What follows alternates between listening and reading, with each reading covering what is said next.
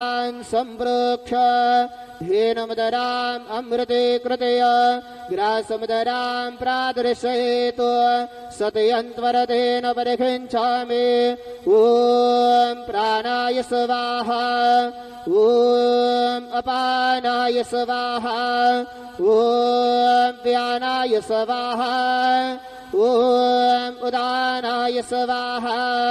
ॐ समानाय स्वाहा ॐ ब्रह्मणे नमः मध्यपानीयं समर्पयामि पुनर्नैवेद्यं निवेदयामि ॐ प्राणाय स्वाहा ॐ अपानाय स्वाहा ॐ व्यानाय स्वाहा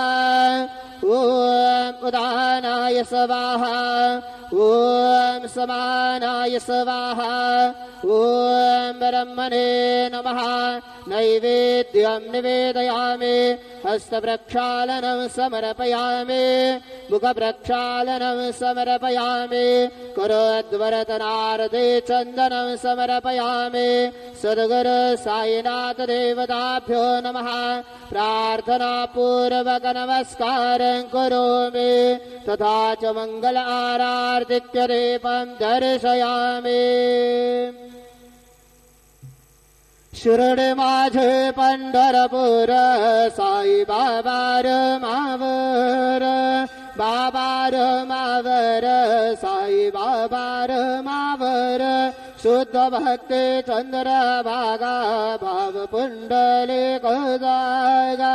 पुंडलिक जागा भाव पुंडलिक जागा याहू याहू अवघेजन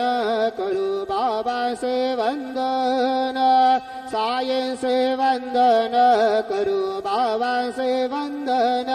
गणू मने बाबा साये धाम पाव माझे आये पाव माझे आये धाम पाव माझे आये श्री सच्चिदानंद सद्गुरु साईनाथ महाराज के जय।